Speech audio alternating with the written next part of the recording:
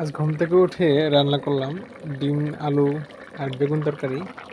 দেখতে পাচ্ছেন। আর হচ্ছে আমরা থাকি হলো এখানে। আমি কয়েকদিন ধরে বেড়াতে আসছি আর কি ঘেরে।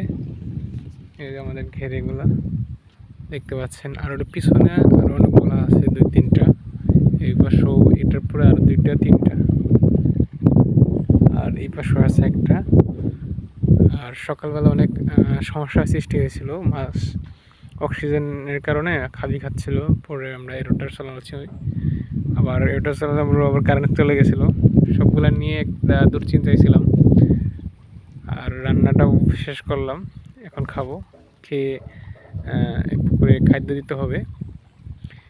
আপনাদের খাদ্য দেওয়ার ভিডিওটি দেখাবো। এরপরে ভিডিও আসছে সেটা খাদ্য দেওয়ার, যে কীভাবে আমরা খাদ্য দিই।